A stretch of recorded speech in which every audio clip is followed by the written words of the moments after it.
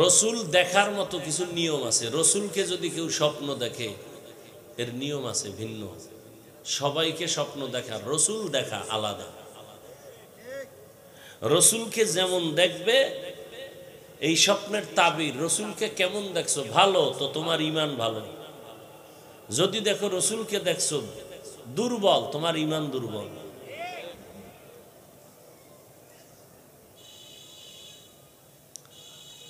আল্লাহ আমাদেরকে দরুদের আমল করার তৌফিক দান করেন। এত 300 বার দরুদ একটা টাইমে ধ্যানের সাথে পড়বেন, কিন্তু অল টাইম হাঁটতে চলতে উঠতে বসতে দরুদ, কোনো গল্প নাই। পড়তেই থাকবেন, দেখবেন চেহারায় নূর আসবে, ব্যবসায় কাস্টমার দৌড়ায় আসবে, বাতাসের মতো ঢুকবে।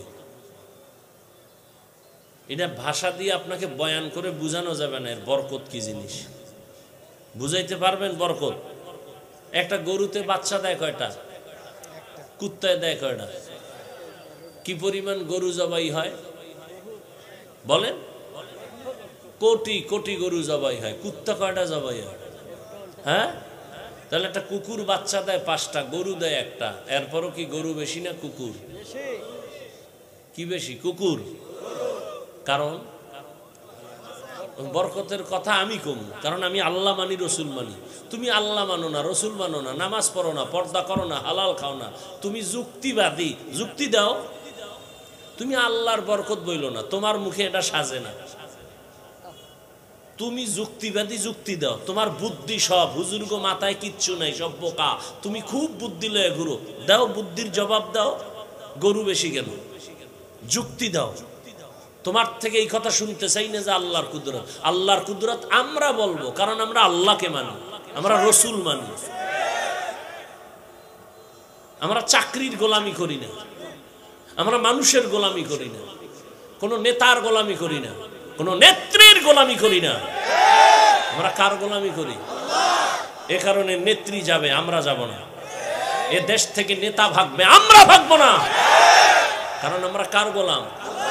আল্লাহ আছেন যতদিন, আমাকে হায়াত যতক্ষণ আছে, আমরা সম্মানে থাকবো ততদিন। আর তুমি মানুষের গোলাম, মানুষ থাকবে না, তুমি নেই। নেতার গোলাম, নেতা নাই, তুমি নেই। নেত্রীর গোলাম, নেত্রী নেই, তুমি নেই। মাস্তানি বাদ দাও। বহু মাস্তান বিল্ডিং ধুয়ে জঙ্গলে ঘুমায়, লাভ কি? মাস্তানি কইরো না, খবরদার। যদি মাস্তানি করো, গাট্টিটা রেডি রাখো, কোন দিন তোমারও জানি আবার দৌড় দেওয়া লাগে। গাট্টি রেডি রাখো। চেনো না এখনো বাংলাদেশের মুসলমানের? মুসলমান খুব ঠান্ডা মানুষ। এটি গরম হইলে নিভানের আগুন পানি দুনিয়ায় নেই। খুব সাবধান। আল্লাহ হেদায়াত দান করুন। সব সময় দরুদের আমল করবেন ইনশাআল্লাহ। আবার বাথরুমে গিয়ে কইরেন না। বাঙালি তো বড় খারাপ, যেটা বাধা দেবে সেইটা বেশি করবো। কয় ভাই দাওয়াত, কা আলহামদুলিল্লাহ, কা আপনার বাড়ি, কা নাউজুবিল্লাহ। এগুলো বাঙালি। হ্যাঁ, আল্লাহ হেদায়াত দান করুন। ওলামায়ে কেরাম আলোচনা করেছেন, আমার পরে করবে কেউ? হ্যাঁ,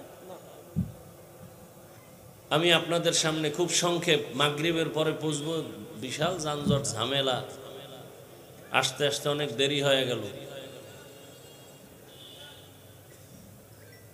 তো সংক্ষিপ্ত 2-4টি কথা বলবো, বেশি না। বয়ান তো আপনারা জানেন, কি বয়ান করব বলেন তো? দরকার আমলের। বয়ান তো সবাই জানেন, গালি দেওয়া হারাম, গীবত করা হারাম, মিথ্যা বলা হারাম, চুরি করা হারাম, ডাকাতি হারাম, জুলুম করা হারাম, মা বাবার সাথে বেয়াদবি হারাম, নাচ দেখা হারাম, গান শোনা হারাম, তাস খেলা হারাম, জুয়া খেলা হারাম, লুড্ডু খেলা হারাম, ক্যারামবোর্ড খেলা হারাম। বলেন এগুলো আপনারা জানেন না? তো এডি তো আমরা ঘুরে ফিরে কম, আর কি? নতুন ভাবে তো কোনো বয়ান আসমান থেকে আসবে না, ফাঁকে ফাঁকে 2-1টা কেচ্ছা কাহিনী কম। এই তো কেচ্ছা কাহিনী না কইলে তো আমার নামটা জিন্দা থাকে না। তোমরা যে বারবার বলো হাফিজুর রহমান এলেম কালাম কিছু নাই, শুধু কেচ্ছা কাহিনী কয়, তো 2-1টা কেচ্ছা কাহিনী না কইলে তো আর আমার নাম জিন্দা থাকবে না। তুমি বেয়াদব কদ্দুর আগাইছো, তোমার হিসাবটা তুমি কইরো, তোমার বিবেকের কাছে রেখে গেলাম। তুমি জাহেল, তুমি মূর্খ, তুমি ইসলাম সম্পর্কে পৃথিবীর নিকৃষ্ট মূর্খ।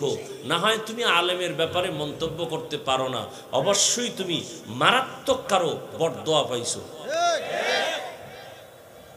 কারো কপালে অভিশাপ না থাকলে সে আলেমের বিরুদ্ধে পিছনে লাগে না। ও অভিশপ্ত কপালওয়ালা বেয়াদব যারা, ওরাই আলেমের পেছনে লাগে।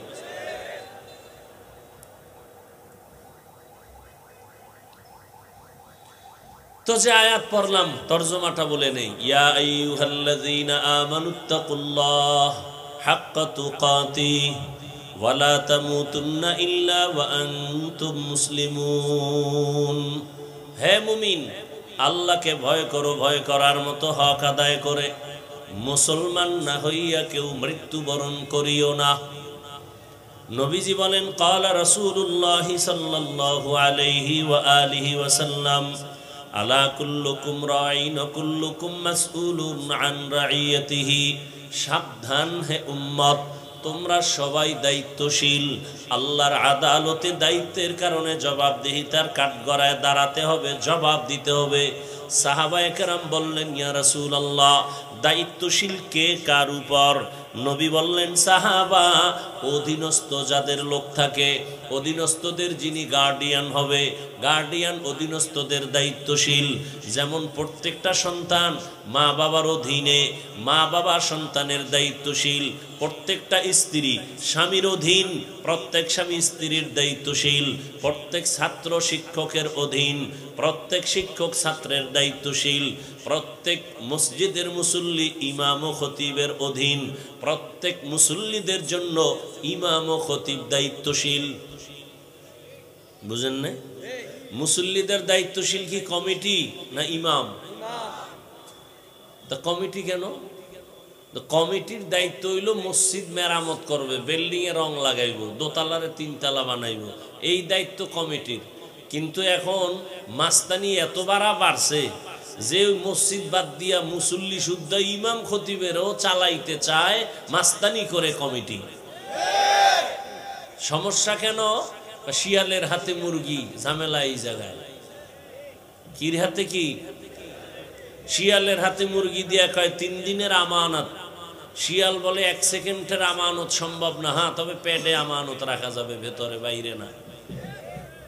শিয়ালের হাতে মুরগি আমানত দেওয়া যেমন, ধর্মের চাবি হারামখোর সুদখোরের হাতে দেওয়াটাও তেমন। আরে হারামখোরের হাতে ধর্মের চাবি দিছে জিবরাইল। কথা বলেন না কেন? কে দিছে? এই হারামখোরের হাতে ধর্মের চাবি দিছে কে? জিবরাইল। কে দিছে? আল্লাহ। চিন্তা করেন, এর দূর জ্ঞান ঠিক নেই। আপনারা শয়তান। চেয়ারম্যান বানাইছে কি? শয়তান না আপনারা? তা আপনারা শয়তান। মসজিদের সভাপতি বানাইছে আপনারা, তা আপনারা শয়তান। খারাপ কন্যা ভিতর দিয়ে বের হয়ে গেছে আসল কথা। এই জনগণ, এই হারামখুরি জনগণ প্রার্থীর টাকা খাইছে না ভোটের আগের রাত্রে, খাইয়ে এরে উড়াইছে চেয়ারে। এলাকার বড় দামি, এরে বানাইছে সভাপতি। দামি হইলো কেমনে? অনেক বড় ভিআইপি। বুঝলা কেমনে? অনেক টাকাওয়ালা। এত টাকা পাইলো কই? যত বড় ভিআইপি তত বড় সুদখোর, যত বড় ভিআইপি তত বড় মদখোর। বুঝেননি? আল্লাহ হেদায়েত দান করে। হায় হায়, জনগণ যদি হারামখোর হয়, নেতাও হারামখোর হবে। লিখে রাখবেন কথাগুলো। জনগণ সুদখোর হলে নেতাও সুদখোর হয়, জনগণ নামাজি হলে তাদের নেতাও নামাজি হয়। এটা বিস্তারিত বুঝাবার সময় নেই। তো আল্লাহ বলেন, নবী বলেন, দায়িত্বশীল মসজিদের মুসল্লিদের দায়িত্বশীল ইমাম ও খতিব। কোন কমিটির লোক মুসল্লিদের দায়িত্বশীল না, এরা মসজিদ মেরামতের দায়িত্বশীল। মুসল্লিদের ধর্মীয় বিষয় টোটালটাই দায়িত্ব পালন করবে ইমাম ও খতিব। নামাজের টাইম কখন হবে, একামত কয়টায় হবে, আজান কত টাইমে হবে, ইফতারি কখন হবে, বয়ান কত টাইম হবে, নির্ধারণ করবে মসজিদের সর্বোচ্চ সম্মানের ব্যক্তি ইমাম ও খতিব। এগুলো চলে? হ্যাঁ, আমি হাফিজুর রহমান কইয়া যাই, এই কোনো মসজিদে যদি কোনো খতিব কয়, ইমাম কয়, সূর্য ডুবার আগে নাই। ওই যে শিয়ালের হাতে মুরগি, হুজুর ওয়াজ করবেন, রাজনীতি করবেন না। কি করবেন না? বয়ান করবেন, রাজনীতি করবেন না। ওলামায়ে কেরাম রাজনীতির বয়ান যদি করেন, কোরআন থেকে ওই কথাই বলেন। সুলাইমান নবী দেশ চালাইয়া যে রাজনীতি করছেন, কোরআনের তাই বলেন। ইউসুফ নবী মিশর চালাইছেন, কোরআনে ঘটনা নাই? ওলামায়ে কেরাম তো তাই বলেন। চান্দাবাজি আর ধান্দাবাজির কথা তো বলেন না। এরপরও যদি বলেন হবে না, তা মেনে নিলাম, আধা মিনিট কোন রাজনীতির চলবে না। কিন্তু প্রশ্ন, সেই স্টেজে নেতাদের বক্তব্য হয় কেন, পোস্টারে নাম আসে কেন? মসজিদে চলবে না রাজনীতি, সেখানে ভোট চাওয়া হয় কেন? গরম বাতে বিলাই বাজা।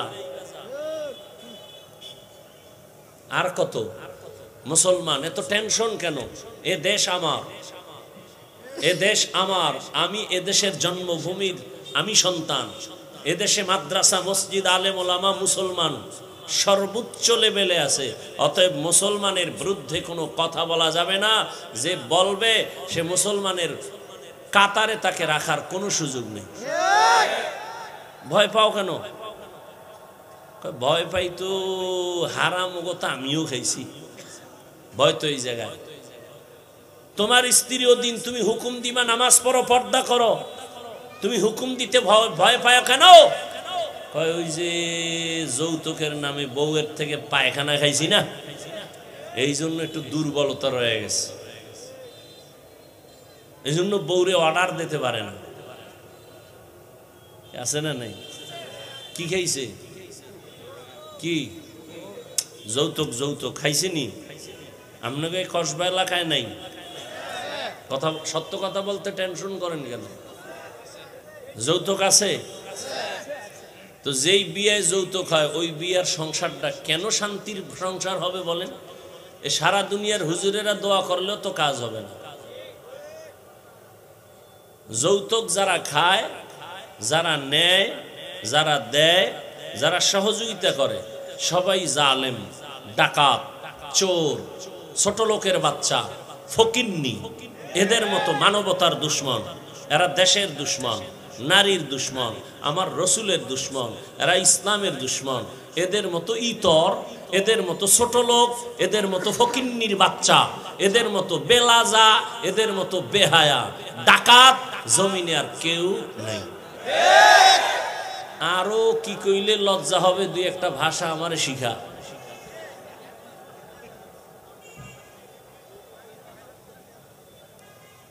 আল্লাহ হেদায়েত দান করুন। আর যৌতুক কি? বিদেশ যাওয়ার ভিসা। কই যাইতো? বিয়া কইরেই বিদেশ। বউ নিবি? কয় তো সম্ভব। তো বউ কি করবি? কয় বাড়ি থুয়ে যাম। পাহারা দিবে কে? বলে আমার ছোট ভাই। বানায় বলছি না? হায় হায় হায়, শান্তি আসবে কি করে? একটা বাড়ির মধ্যে 5টা রুম আছে, মানে একটা বাড়ি, এর মধ্যে কয় রুম? কমপক্ষে 5-7টা রুম থাকে না? এক রুমে ছেলে, আর এক রুমে মাইয়া, আর এক রুমে মা বাপ। প্রত্যেকটা রুমে রুমে সারা রাত জেনা চলে মোবাইলের।